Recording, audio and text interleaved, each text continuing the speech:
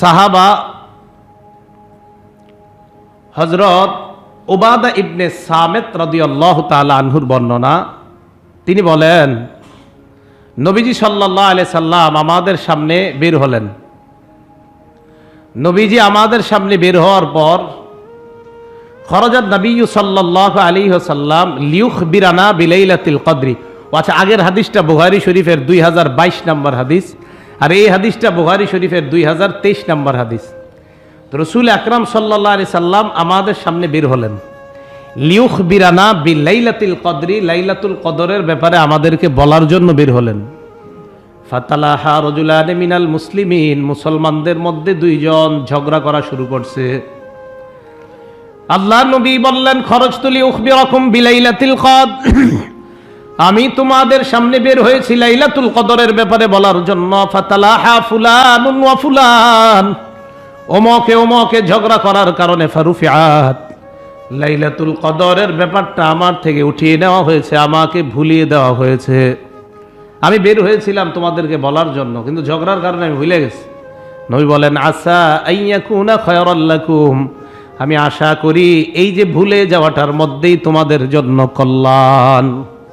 ভুলে যাওয়াটার এটার মধ্যেই কল্যাণ, ঠিকই আসলে কল্যাণ। কারণ মুসলমান যদি নির্দিষ্ট রাত জানতো লাইলাতুল কদর, তো এটা বেশি দাম দিত না। এই জন্য নবীজি বললেন, এটার মধ্যেই তোমাদের জন্য কল্যাণ, যে আমাকে যে ভুলিয়ে দেওয়া হয়েছে এটার মাঝেই কল্যাণ। কি কল্যাণ? দেখেন, শেষ দশকে যদি পুরা 10 দিন এবাদত করেন, এবাদত করলে কি সব কম না বাড়ে? এখন যদি নির্দিষ্ট এক রাতেই করতেন তো এক রাতে এবাদত করতেন।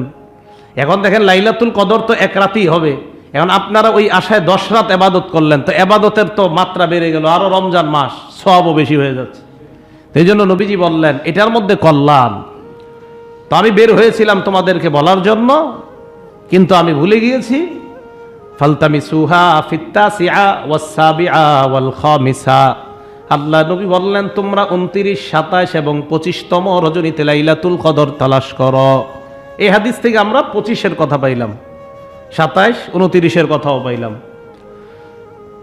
এই গেল আমাদের 5 নাম্বার উত্তর। 6 নাম্বার উত্তর, লাইলাতুল কদর 27 এবং 29তম রজনী। লাইলাতুল কদর 27 এবং 29তম রজনী। মুসনাদে আহমদ কিতাবের নাম, হাদিস নাম্বার 10,734 নাম্বার হাদিস। আন আবি হুরায়রা রাদিয়াল্লাহু তাআলা আনহু قال, আবু হুরায়রা রাদিয়াল্লাহু তাআলা আনহুর বর্ণনা, তিনি বলেন, লাইলাতুল কদরি সাবিআ আও তাসিআতু ওয়া 20, লাইলাতুল কদর 27 অথবা 29তম রজনী। এই হাদিসে স্পষ্ট 27 এবং 29তম রজনী। 6টা উত্তরের টোটালটা মিলান, 21, 23, 24, 25, 27, 29। এই গেল 6টা জবাব, 6টা উত্তর দিলাম। 7 নাম্বার উত্তর, 27তম রজনীর আলাদা গুরুত্ব। কয়তম রজনীর? 27তম রজনীর আলাদা গুরুত্ব। এই ব্যাপারে আপনাদের সামনে 2টি বর্ণনা পেশ করব। প্রথম বর্ণনাটি মুসলিম শরীফের হাদিস, হাদিস নাম্বার 1671 নাম্বার হাদিস, 1671 নাম্বার হাদিস।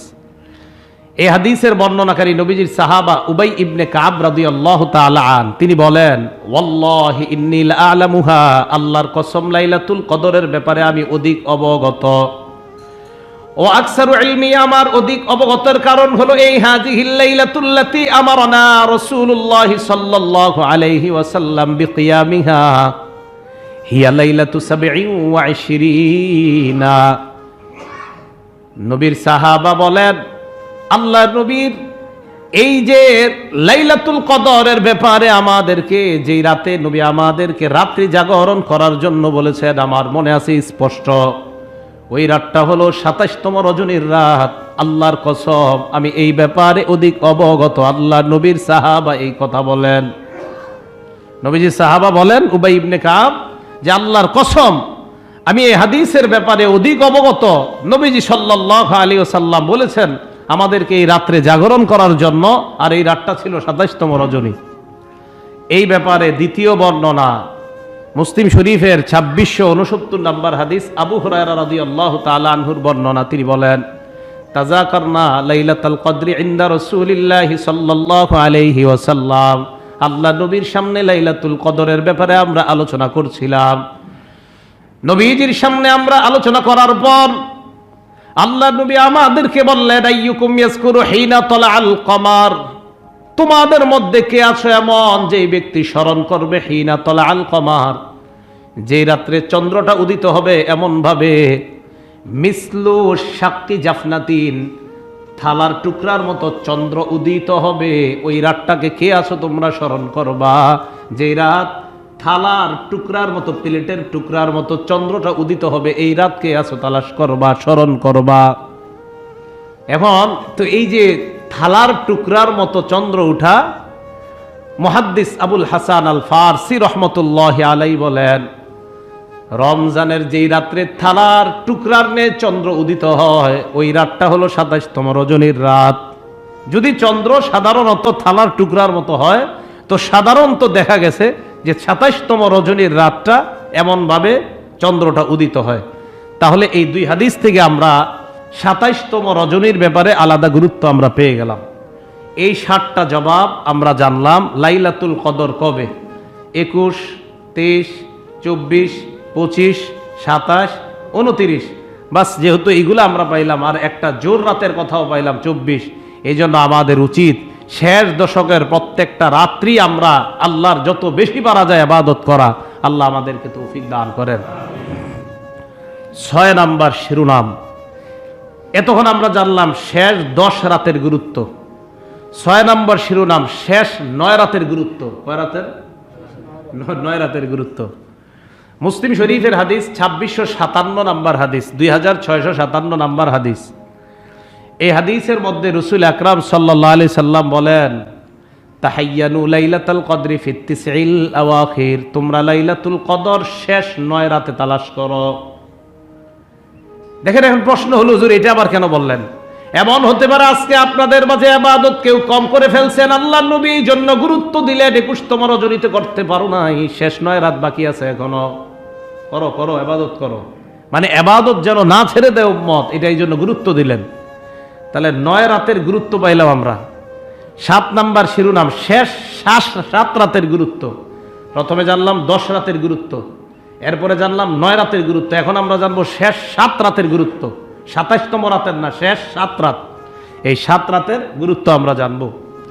এই ব্যাপারে আমরা দুটি বর্ণনা জানবো। প্রথম বর্ণনাটি বুখারী শরীফের ২০১৫ নাম্বার বর্ণনা। এই হাদিসের বর্ণনাকারী আব্দুল্লাহ ইবনে ওমর রাদিয়াল্লাহু তাআলা আনহুমার বর্ণনা। তিনি বলেন, আন্না রিজালাম মিন আসহাবিন নবী সাল্লাল্লাহু আলাইহি ওয়াসাল্লাম উরু লাইলাতুল কদরি ফিল মানামি ফিস সাবিল আওয়াখির। আল্লাহর নবীর সাহাবা আব্দুল্লাহ ইবনে ওমর বলেন, আল্লাহর নবীর একাধিক অসংখ্য সাহাবাকে স্বপ্নের মাধ্যমে দেখানো হয়েছে লাইলাতুল কদর শেষ ৭ রাতের মধ্যে। কয় রাতে? শেষ ৭ রাতের মধ্যে। আল্লাহর নবী এই হাদিস শোনার পর সাহাবাদেরকে বললেন, আর ইয়াকুম কত্তাওয়াতাআত ফিস সাবিল আওয়াখির। নবী কয়, তোমরা যেই স্বপ্ন দেখছো আমিও ওই স্বপ্ন দেখছি, তোমাদের স্বপ্নের সাথে আমার স্বপ্ন মিলে গেছে। নবী বলেন, শোনো তোমরা, ফামান কানা মুতাহাররিয়াহা ফালইয়াতাহাররাহা ফিস সাবিল আওয়াখির। এখনো যারা লাইলাতুল কদর তালাশ করো নাই, শেষ রাতে তোমরা তালাশ, শেষ ৭ রাতে তোমরা তালাশ করবা। এই গুরুত্বটা কিভাবে বোঝা যায়? ৩ রাত চলে যাওয়ার পর তো নবীজি বলেন, এখনো যারা তালাশ করো নাই, শেষ ৭ রাতে লাইলাতুল কদর তালাশ করো। তাহলে আমরা বুখারীর ২০১৫ নাম্বার হাদিস দ্বারা বুঝলাম, প্রথম ৩ দিন অনেকে একটু ইবাদত কম করছে, তো শেষ ৭ দিন যেন ইবাদত কম না করে, ইবাদত বাড়াইতে হবে। আল্লাহ তৌফিক দান করেন। দ্বিতীয় বর্ণনা, মুসলিম শরীফের ২৬৫৫ নাম্বার হাদিস, ২৬৫৫ নাম্বার হাদিস। এই হাদিসের মধ্যে আসছে, রাসূল করিম সাল্লাল্লাহু আলাইহি সাল্লাম বলেন, ফাইন দুফা আহাদুকুম আও আজাজা, তোমাদের কেউ যদি দুর্বল হয়ে যাও, অপারগ হয়ে যাও, ২১তম রজনীতে জাগ্রত হতে পারো নাই, দুর্বলতার কারণে অলসতা করেছো, অপারগ হয়ে গিয়েছ, ২২তম রজনীতেও জাগ্রত হও নাই, ১ নাম্বার ২ নাম্বার ৩ নাম্বার বাদ দিয়ে দিলা, ২১ও জাগ্রত হও নাই, ২২ও জাগ্রত হও নাই, ২৩ও জাগ্রত হও নাই, ফালা ইউগলাবান্না আলা সাবিল আওয়াখির, শেষ ৭ রাতে যেন এরকম অলসতা তোমাদের না হয়। প্রথম 3 দিন দুর্বল ছিলা, অলসতা করেছো, ফালা ইউগলাবান্না, তোমাদেরকে যেন পরাজিত করতে না পারে শেষ 7 রাত। তাহলে 10 রাতের গুরুত্ব পাইলাম। দেখেন 10 রাতের গুরুত্ব বুখারী মুসলিম দ্বারা পাইলাম, 9 রাতের গুরুত্ব মুসলিম শরীফ দ্বারা পাইলাম, আবার 7 রাতের গুরুত্ব বুখারী মুসলিম শরীফের হাদিস দ্বারা পাইলাম আমরা। এখন কথা হলো, এখনো কিন্তু রাত শুরু হয় নাই, তো আমি আপনাদেরকে বলবো না এটা যে আপনারা 7 রাতে গুরুত্ব দেন, এখনো তো 3 রাত আপনারা পার করেন নাই, আপনারা 10 রাতেই গুরুত্ব দিতে হবে। আমার বয়ানটা যদি হইতো আগামী 3 দিন পরে, তাহলে বলতাম 7 রাত। এখন তো আজকে তো এখনো 10 রাত বাকি আছে, এই জন্য আমরা 10 রাতকেই গুরুত্ব দিব। আল্লাহ পাক রব্বুল আলামিন আমাদের সকলকে আজকে রাত থেকেই যেন আমরা এই শেষ দশককে আমরা পরিপূর্ণ গুরুত্ব সহকারে আদায় করতে পারি, আল্লাহ তৌফিক দান করেন। 8 নাম্বার শিরোনাম, লাইলাতুল কদরের আলামত কি? 2টা আলামত মনে রাখবেন। 1 নাম্বার আলামত, লাইলাতুল কদরের রাত্রটা হবে লাইলাতুন বালজাতুন লা হারাতুন ওয়ালা বারিদা। আল জামিউস সগীর কিতাবের নাম, হাদিস নাম্বার 7708 নাম্বার হাদিস। লাইলাতুল কদরের রাতটা হবে নাতিশীতোষ্ণ আবহাওয়া, ঠান্ডাও হবে না গরমও হবে না, আবহাওয়াটা ঠান্ডাও হবে না বেশি গরমও হবে না, মানে খুব ভালো লাগবে, একটা কেমন যেন আলাদা একটা অনুভূতি কাজ করবে, অনুভব হবে। রাতটাও তেমন আপনার খুব যে একদম কঠিন হবে এমনও না, মানে একটা খুব সুন্দর একটা রাত হবে, এটা একটা আলামত হতে পারে। মানে এটা আবার না হইলে যে লাইলাতুল কদর এমন না, এমনটা আবার মনে করেন না, এটা হতে পারে আলামত এমন একটা। এখন আপনারা খালি কি করবেন, ইবাদত না করে খালি তাকায় থাকবেন উপরের দিকে যে কি হয় দেখি, তো এরকম যেন না হয়, এটা একটা আলামত আর কি। 2 নাম্বার আলামত, লাইলাতুল কদরের সকালটা হবে অন্য দিনের সূর্যের চাইতে ওই দিনের সূর্যটা অতটা কঠিন হবে না। অন্য দিনের সকালের সূর্যটা যেমন কঠিন আলো দেয়, কঠিন রৌদ্র দেয়, এতটা কঠোর হবে না আলোটা। মুসলিম শরীফের হাদিসের মধ্যে আসছে, 1670 নাম্বার হাদিসের মধ্যে আসছে, আনতাতলু আশ-শামসু ফি সবিহাতি ইয়াউমিহা লা শুআআ লাহা, কিরণবিহীন সূর্য সকালবেলা উঠবে, কিরণবিহীন সূর্য।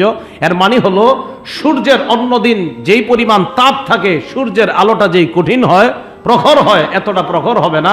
সকালে সূর্যটা খুব সুন্দরভাবে উদিত হবে এবং সূর্যটা আলোটা সহনীয় আলো হবে, অসহনীয় হবে না। এটা হবে লাইলাতুল কদরের পরের দিনের সকালের আবহাওয়ার অবস্থা। তবে এটা আপনারা ট্রাই করতে পারেন, রাতটা আপনারা ট্রাই না করলেও পরের দিন সকালটা প্রতিদিন দেখবেন, যেমন আজকের পরে আগামীকাল সকালটা আপনারা চেক করবেন, এরকম প্রত্যেক বেজর রাতের পরের সকালটা চেক করা যায়। আর 24-এর পরের 25তম সকালটাও চেক করা, যেহেতু 24-এর কথা বুখারীর বর্ণনায় আসছে। তাহলে আমরা লাইলাতুল কদরের আলামত জানলাম। 9 নাম্বার, লাইলাতুল কদরে কি দোয়া করবেন? তিরমিজি শরীফের 3513 নাম্বার হাদিস, আম্মা জান আয়েশা সিদ্দিকা রাদিয়াল্লাহু তাআলা আনহা নবীজিকে বললেন, হুজুর আমি যদি লাইলাতুল কদর পাই অথবা লাইলাতুল কদরের যে রাতগুলা, ওই রাতে আমি কি দোয়া করব? আল্লাহ নবী বললেন, কুলি, তুমি বলবা, আল্লাহুম্মা ইন্নাকা আফুউন কারীম তুহিব্বুল আফওয়া ফাআফু আন্নি। পড়েন, আল্লাহুম্মা ইন্নাকা আফুউন কারীম তুহিব্বুল আফওয়া ফাআফু আন্নি। এই হাদিসে আফুগুন করিম বাড়তি আসছে, কোন কোন হাদিসে আসে শুধু আফুগুন, আল্লাহুম্মা ইন্নাকা আফুগুন তুহিব্বুল আফওয়া ফাআফু আন্নি। বাকি এই দোয়াটা আমার বেশি ভালো লাগে, তাই আপনাদেরকে এটাই শিখাইলাম, ইন্নাকা আফুগুন করিম। করিম, আল্লাহকে আফুগুন করিম বলা মানে খুব সুন্দর কথা। হে সম্মানিত রব, আফুগুন আপনি তো ক্ষমাশীল, করিম সম্মানিত। আর সম্মানিত যিনি সম্মানিত তিনি তো অন্যকে মাফ করে দেয়। তুহিব্বুল আফওয়া, আপনি ক্ষমাকে পছন্দ করেন। ফাআফু আন্নি, আল্লাহ আপনি আমাকে ক্ষমা করে দেন। এটা হলো লাইলাতুল কদরের দোয়া। তো আজ রাতে আমরা কোরআন তেলাওয়াত করব, নামাজ পড়ব, পাশাপাশি এই দোয়াটা করব। আল্লাহ আমাদেরকে আমল করার তৌফিক দান করেন। এই গেল লাইলাতুল কদরের ব্যাপারে 9টি শিরোনামে কথা বললাম। লাইলাতুল কদর পাওয়ার সবচাইতে সহজ উপায়ের নাম ইতিকাফ। বলেন কি কি? লাইলাতুল কদর পাওয়ার সবচেয়ে সহজ উপায় কি? ইতিকাফ করা। তাহলে অটোমেটিক লাইলাতুল কদর পেয়ে যাবেন।